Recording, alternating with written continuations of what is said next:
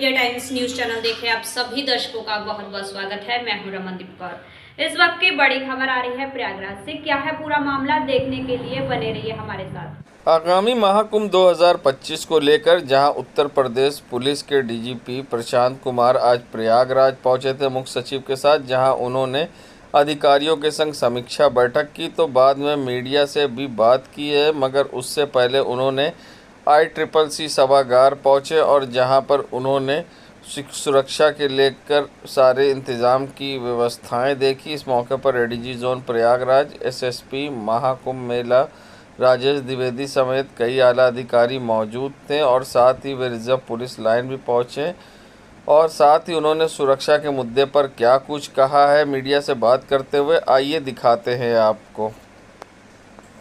अभी अवगत हैं कि जो महाकुंभ है वो पृथ्वी पे सबसे बड़ा मानव समागम होता है और उस दौरान इस वर्ष के मतलब 2025 के कुंभ में हमारी जो तैयारियां हैं वो लगभग 40 से 50 करोड़ लोगों को रिसीव करने की है और सारी व्यवस्थाएं शासन के विभिन्न विभागों के द्वारा और पुलिस विभाग के द्वारा भी उसी हिसाब से की जा रही हैं। हमारा जो पुलिस का व्यवस्थापन है पिछले कुंभ के अनुपात में 51% ज़्यादा मानव शक्ति हमने दिया है और जो हमारे अंतर्राष्ट्रीय बॉर्डर हैं प्रदेश के या अंतर जनपदीय बॉर्डर हैं, हमारी चेकिंग वहाँ से शुरू होगी और उसके बाद से जोन्स की लेवल पे चेकिंग होगी, डिस्ट्रिक्ट के लेवल पे चेकिंग और फिर कुंभ में व्यवस्थाएं कराई जाएंगी। जो भी अत्याधुनिक टेक्नोलॉजी जिसमें कि आर्टिफिशियल इंटेलिजेंस भी शामिल है, उसका समावेश हमारे जितने भी CCTV कैमरा इत्यादि लगाए जा रहे हैं उसमें हम लोग करेंगे। लगभग 10 लाख से अधिक ऐसे लोगों की का डेटा हम अपने कंट्रोल रूम में रखेंगे और सभी तरह की जो असामाजिक तत्व है उस पर नज़र रखा जाएगा। इस दौरान जो पुलिस बल नियुक्त होगा उसका स्वभाव और उसके व्यवहार के बारे में ट्रेनिंग हमारे पिछले दिनों से लगातार चल रही है। पार्किंग के स्थानों का चयन हो चुका है। इस वर्ष शासन ने लगभग 180 करोड़ रुपए अलग से फायर सेफ्टी, कम्युनिकेशन तथा आपदा से निपटने के लिए दिए हैं और उसके लिए भी खरीदारी की तैयारियां चल रही हैं। हमारी एंटी ATS की टीम भी यहाँ लगातार रहेगी और हम लोग आकाश से, पृथ्वी से तथा CCTV के माध्यम से और ड्रोन के माध्यम से उस समय महत्वपूर्ण जो स्नान के दिन होंगे हम लगातार निगरानी रखेंगे और जो भी दर्शनार्थी या श्रद्धालु बाहर से आएंगे या बाहर के प्रदेशों से आएंगे उसके लिए शासन द्वारा इस बार ऐसी व्यवस्था की जा रही है कि सभी चीज़ें ऐप पे अवेलेबल होंगी और भाषणी जो ऐप है जिसमें अगर व्यक्ति अपना बात कम्युनिकेट यहाँ से करना चाहे और डिफरेंट भाषा का है तो उसमें अपने आप चीज़ें ट्रांसलेट हो जाती हैं, उसका अनुवाद हो जाता है, तो ताकि आने वाले जो श्रद्धालु हों उन्हें किसी प्रकार की कोई असुविधा न हो। और जो शेष तैयारियां थी उसके बारे में मुख्य सचिव महोदय ने आपको विस्तृत में बताया है और रेल, रोड तथा वायुयान मार्ग से जितने भी हमारे श्रद्धालु आएंगे सबके यहाँ रहने की, उनकी सुरक्षा की व्यवस्था की गई है और हम लोग दिव्य भव्य सुरक्षित और डिजिटल कुंभ मनाने के लिए पूरी तरीके से कृत संकल्प।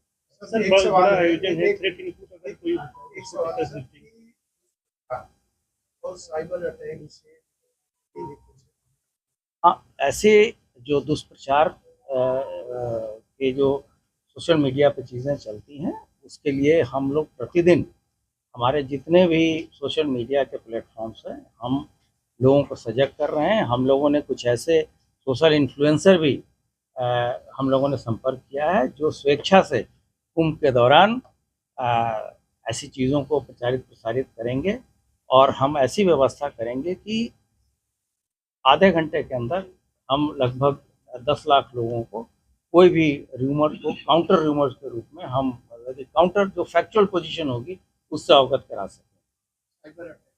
साइबर के बारे में आपको मुख्य सचिव महोदय ने पहले ही बताया है कि हमारी जो ICCC होगी वो पूरी तरीके से लैस होगी, जो कि साइबर अटैक को डील करेगी, और इसके लिए जो भी संस्थाएं प्रदेश की हैं और राष्ट्रीय स्तर की हैं उसमें उसके साथ समन्वय बना के आगे की कार्य योजना बनाई जाएगी। Thank you sir. संगम नगरी प्रयागराज में जहां लोक सेवा आयोग पर छात्र कल सुबह से विरोध प्रदर्शन कर रहे हैं और 24 घंटे से ज़्यादा हो चुका है, छात्रों का विरोध प्रदर्शन जारी है और साथ आज थाली और थाली बजाकर विरोध प्रदर्शन करते नजर आए। उनका कहना था कि ये प्रेरणा हमें देश के प्रधानमंत्री नरेंद्र मोदी जी से मिली है, जो कि कोरोना के टाइम पर थाली और थाली बजाकर उन्होंने करा था, और अब हम ताली और थाली बजाकर यहाँ पर अपनी मांगों को लेकर विरोध प्रदर्शन कर रहे हैं। अगर हमारी मांगें पूरी नहीं होती है तो हम अनिश्चितकालीन यहाँ धरने पर बैठेंगे। वहीं अब छात्रों का आक्रोश लगातार बढ़ता जा रहा है और लोगों की तादाद भी यहाँ पर बढ़ रही है। और क्या कुछ कहना था यहाँ पर छात्रों का इस पूरे मामले को लेकर, आइए दिखाते हैं आपको। ये हमें सुचिता का बात कर रहे हैं, तो सुचिता के अंतर्गत हमारा पेपर नहीं आता है। सुचिता के अंतर्गत आता है इनका स्कूल का प्रशासन, जहाँ ये परीक्षा कराएंगे, जहाँ से पेपर छपवाएंगे। पेपर वहाँ से आउट होता है, या तो पेपर इनके प्रिंटिंग प्रेस से आउट हुआ था, या फिर इनके विद्यालयों से पेपर आउट होता है।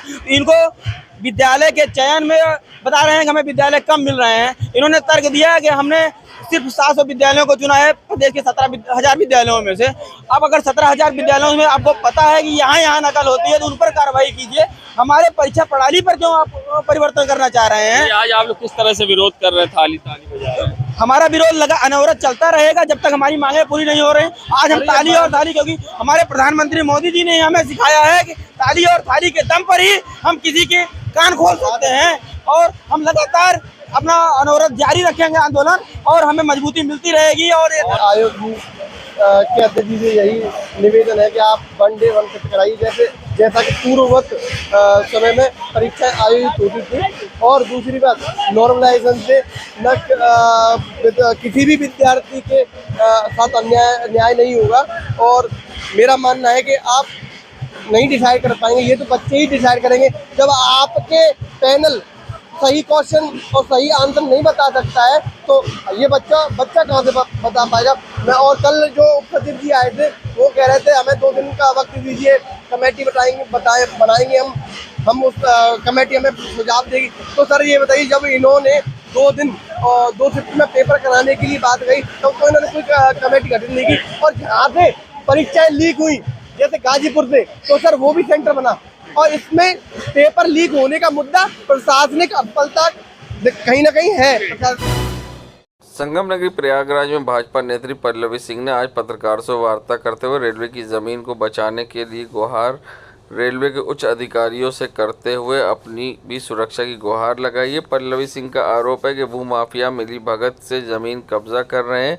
अगर उनका कोई प्रतिविरोध करता है तो वे उसके पीछे पड़ जाते हैं, फर्जी FIR दर्ज करते हैं, साथ ही उसे तरह तरह से प्रताड़ित भी करते हैं। उन्होंने बताया कि इस मामले को लेकर वे रेलवे के उच्च अधिकारियों से मिली हैं और उनको शिकायत पत्र सौंपा है। उन्होंने आरोप लगाया है कि इस मामले में वे पुलिस के पास गई तो पुलिस भूमाफिया का संरक्षण कर रही है, उन पर हमला होता है जिस पर दस्तावेजी सबूत उनके पास मौजूद है। उन्होंने एक धार्मिक स्थान की आड़ में रेलवे की ज़मीन कब्जा करने से बचाने के लिए उच्च अधिकारियों से गुहार लगाई, साथ ही अपनी जान माल की रक्षा की मांग की। और क्या कुछ कहा है, आइए दिखाते हैं।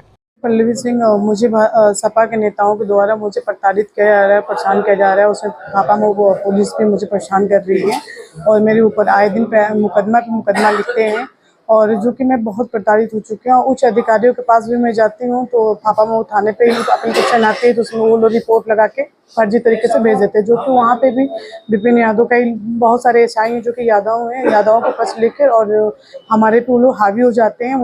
मेरे ऊपर मेरी क्रिमिनल हिस्ट्री जानबूझ के वो लोग बढ़ा रहे हैं और मुझे बदनाम भी कर रहे हैं और सपा नेताओं के साथ कुछ भी कार्रवाई नहीं कर रहे, जो कि भूमाफिया वो लोग हैं और रेलवे की ज़मीन में अवैध कब्जा करके मंदिर के आड़ में ज़मीन बेच रहे हैं।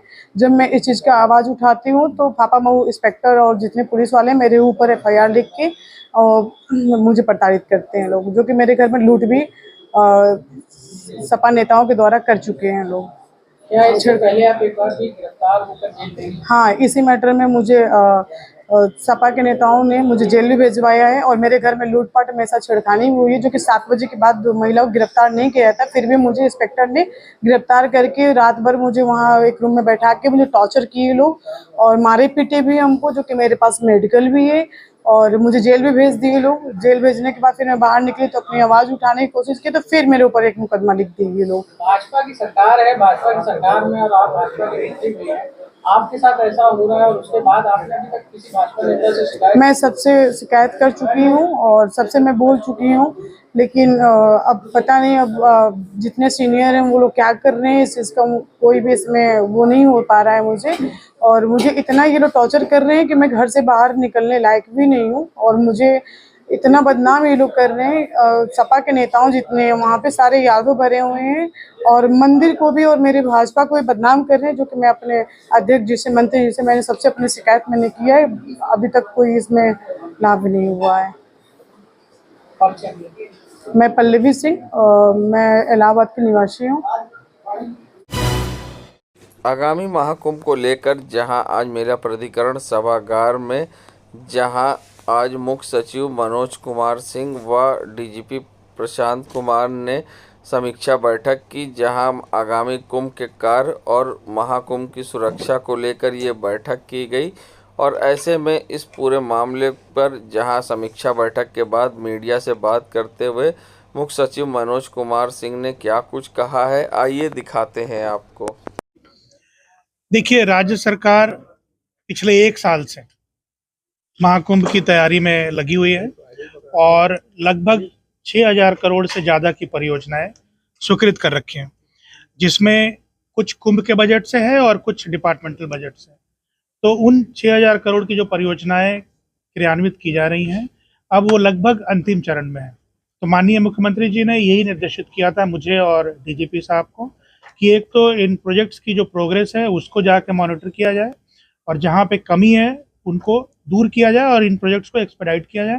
दूसरा, सिक्योरिटी एक बड़ा इशू है इस बार और हर तरह की व्यवस्था की जानी चाहिए, जिसमें साइबर सिक्योरिटी से लेकर और फिजिकल सिक्योरिटी को भी और बेहतर तरीके से इन्फोर्स करने के लिए जिन चीज़ों की आवश्यकता है पुलिस फोर्स को, उसकी व्यवस्था देखी जाए। इस बार लगभग 4000 हेक्टेयर में मेला क्षेत्र लग रहा है, जो पिछले साल की तुलना में लगभग 25 से 30% अधिक है।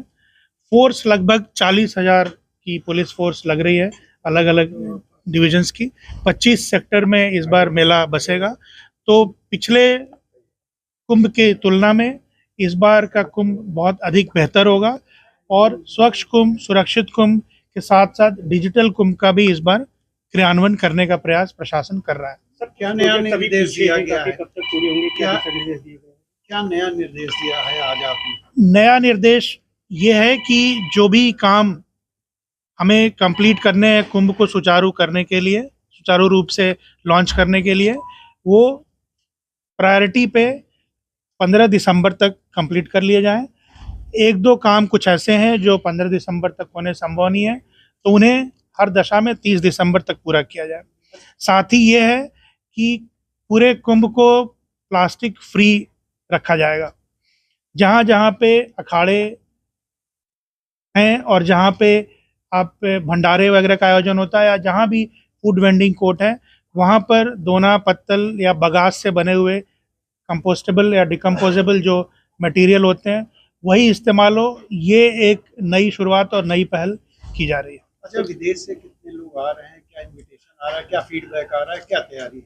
माननीय मुख्यमंत्री जी की मुलाकात अभी माननीय प्रधानमंत्री जी के साथ हुई थी, उनको आमंत्रित करने के लिए, कुंभ के कार्यों को देखने के लिए और उनके लोकार्पण के लिए। इसके बाद माननीय मुख्यमंत्री जी की मुलाकात एक्सटर्नल अफेयर मिनिस्टर से होनी है और उसके बाद फिर एम्बेसी के लोगों को भी इसके बारे में इतला दी जानी है। कई देश में लोगों को लिखकर सूचित किया जा रहा है, इनवाइट किया जा रहा है, लेकिन एक फॉर्मल मीटिंग भी एम्बेसी लेवल पे माननीय मुख्यमंत्री जी की मीटिंग जो एक्सटर्नल अफेयर मिनिस्टर के साथ होगी उसके बाद प्लान की जा रही है। तो सभी देशों से लोगों को इनवाइट करने का काम शासन और प्रशासन द्वारा किया जाएगा। 2019 के कुंभ में कुछ रिकॉर्ड बनाए गए थे, इस बार भी कुछ रिकॉर्ड इस बार भी आपको देखने को मिलेंगे और अभी उन पे काम चल रहा है। गंगा के जल की स्थिति क्या रहेगी? आज की तारीख में गंगा में जो जल है वो लगभग 18,000 क्यूसेक है, जो कि ज़्यादा है। और ये इसलिए क्योंकि सितंबर माह में इस बार 3-4 बारिश ऐसी हुई कि अभी तक सामान्यतः गंगा में लगभग 8,000-9,000 क्यूसेक के आसपास पानी रहता है। तो अभी 16-17,000 क्यूसेक पानी होने की वजह से काम में दिक्कत आ रही थी, लेकिन कुछ ड्रेजर वगैरह का इस्तेमाल करते हुए जो इलाके बाहर हमें निकालने हैं कुंभ नगरी को बसाने के लिए, उस पर प्रशासन काम कर रहा है। और जल अभी जो सामान्यतः कुंभ के दौरान रहता है उससे 2 गुना ज़्यादा है। तो उसकी एक वजह यह है कि अभी नहरें बंद हैं और ये 15 तारीख से नहरें चालू होंगी, तो पानी की व्यवस्था पर्याप्त रहेगी। साथ ही यह भी निर्देश स्पष्ट किए गए हैं जल निगम को और सिंचाई विभाग को कि कोई भी ड्रेन या कोई भी नाला अनट्रीटेड तरीके से नदी तक नहीं पहुंचेगा। और ये व्यवस्था पूरी सख्ती के साथ सुनिश्चित की जानी है। जो नाले अनटैप्ड हैं उनको इन सिटू ट्रीटमेंट के लिए बायो रेमेडिएशन या जियोबैग टेक्नोलॉजी या जो भी रेलेवेंट टेक्नोलॉजीज़ हैं उनको इस्तेमाल करते हुए ट्रीट करने के लिए उनके टेंडर की कार्रवाई की जा चुकी है। और ये सारी चीज़ें आपको 30 दिसंबर तक अपनी जगह पर स्थापित मिलेंगी। 10 STPs यहाँ पे बनी हुई हैं प्रयागराज में। ये भी सुनिश्चित करने को कहा गया है कि सभी STP कंप्लायंट हों, यानी ट्रीटमेंट प्रॉपर्ली करें और जो भी एफ्लुएंट डिस्चार्ज करें वो जो मिनिस्ट्री ऑफ MOEFCC का जो गाइडलाइन है और जो प्रिस्क्राइब नॉर्म्स हैं उसके तहत वो मीट करें। यानी जो कुंभ श्रद्धालु हैं उन्हें शुद्ध गंगा जल मिलेगा, पर्याप्त? बिल्कुल पर्याप्त, शुद्ध, स्वच्छ, सब कुछ बहुत ही अच्छा, उनको बहुत अच्छा अनुभव हो, इसी दिशा में काम कर रही है जो एडमिनिस्ट्रेशन। NGT ने जो अभी एक रिपोर्ट दी है तो उसको देखते हुए NGT की रिपोर्ट एक CPCB को उन्होंने एक स्टडी ऑर्डर किया था, उसके आधार पे CPCB ने एक रिपोर्ट बनाया है। और CPCB की रिपोर्ट में ये लिखा हुआ है कि 10 में 7 STP कंप्लायंट हैं MOEFCC के नॉर्म से, और NGT के नॉर्म से नहीं है कंप्लायंट।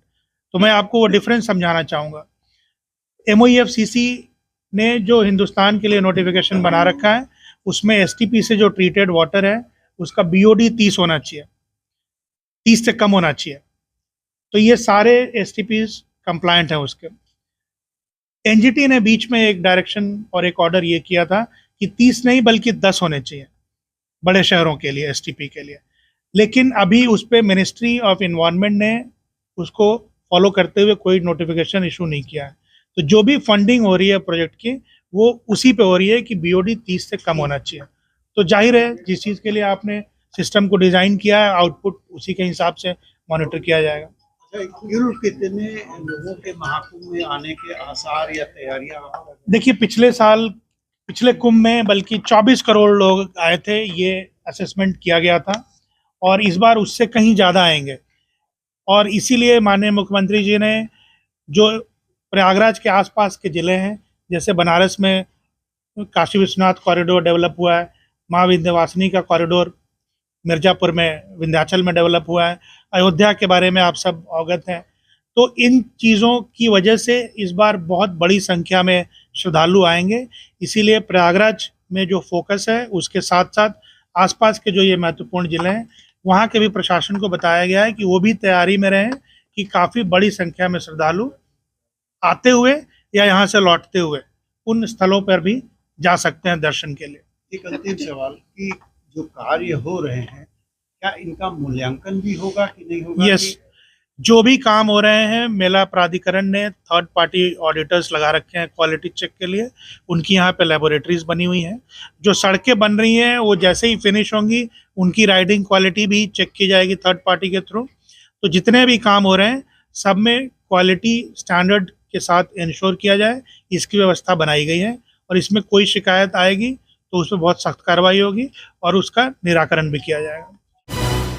संगम नगरी प्रयागराज पहुंचे सूबे के डिप्टी सीएम ब्रजेश पाठक आज जहां उपचुनाव फूलपुर के प्रत्याशी दीपक पटेल के समर्थन में सभा को संबोधित करने पहुंचे थे फूलपुर, जहां प्रबुद्ध सम्मेलन में उन्होंने शिरकत की। इस मौके पर सांसद परवीन पटेल, एमएलसी सुरेंद्र चौधरी, विधायक हर्षवर्धन वाजपेयी समेत कई दिग्गज नेता मौजूद थे। साथ ही जहां मंच से डिप्टी सीएम ब्रजेश पाठक ने बड़ा बयान दिया और क्या कुछ कहा है उन्होंने इस मौके पर, दिखाते हैं आपको। पार्टी जब सत्ता में रही, इनको 4 बार आपने पूरे प्रदेश के लोगों ने सरकार बनाने का अवसर प्रदान किया, 4 बार, और 1 बार अखिलेश जी स्वयं 3 बार इनके पिताजी पर नहीं लड़ते। वो कभी चुनाव काम के आधार पर वोट नहीं मांगते, वो वोट मांगने के तरह तरह की अफवाहें फैलाते हैं। लोकसभा के चुनाव में उन्होंने निगेटिव नैरेटिव सेट करने का प्रयास किया, महिलाओं को, गरीब लोगों को बहका दिया, कह दिया कि खटाखट फटाफट सटासट 8-8 हजार रुपया सबके खाते। संगम नगरी प्रयागराज में जहां आज तुलसी विवाह के मौके पर जहां लोगों ने पूजा अर्चना की, तो सुहागन महिलाओं ने माता तुलसी और भगवान शालिग्राम की विवाह में शामिल हुई और साक्षी बनी और विधि विधान से पूजा अर्चना की। और क्या कुछ कहना था महिलाओं का इस पूरे मामले पर, आइए दिखाते हैं आपको। जी बताएं, आज तुलसी विवाह है और सारी महिलाएं इकट्ठा है, किस तरीके से पूजा अर्चना होती है और कितने सालों से आप लोग करते हैं? ये हम लोग 24वां साल है, 24 साल से तुलसी विवाह कर रहे हैं सब महिलाओं द्वारा। और मेन तो हम पढ़ ही जाते हैं, लेकिन सारी सखियों के साथ रहता है और तुलसी विवाह का अवसर मिला है। आज धन्य भाग है जो हम लोग मौका मिला है राधे कृष्ण की शादी करने का, शालिग्राम तुलसी मैया की, और ऐसा धन्य भाग बना रहे, भगवान की कृपा रहे, बरसती रहे और मुझे सौभाग्य हो, ऐसा हमेशा होता रहे। किस तरीके से पूजा अर्चना होती है आप लोग? यहाँ सब महिलाओं द्वारा होती है और सब वक्त 2 दिन की तैयारी से चकरी मठ बंगरा पूरा विधि से शादी विवाह होता है, बारात निकलती है, हर चीज़। नाम बता दीजिए। सुमन गुप्ता। संगम नगरी प्रयागराज में जहां भगवान शालिग्राम और तुलसी माँ का विवाह समारोह धूमधाम से मनाया गया। भगवान आनंद बिहारी महाराज के राधे कृष्ण मंदिर शाहगंज से भगवान शालिग्राम और तुलसी माँ विवाह का भव्य शोभा बारात निकाली गई। ये शोभा मंदिर परिसर से सायकाल प्रारंभ होकर इलेक्ट्रॉनिक मार्केट, जानसनगंज, हिवट रोड, चमेली भाई धर्मशाला 0 रोड, घंटाघर, फल मंडी, कोतवाली, ठटेरी बाजार और सब्जी मंडी होते हुए मंदिर पर समाप्त हुई है।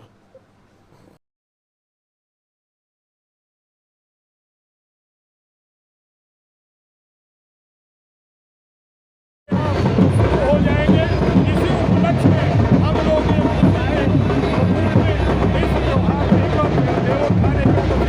जिसको देव दीपावली भी कहते हैं, देवताओं की दीपावली कहते हैं, हम लोग उसको मना रहे हैं। पंडित जी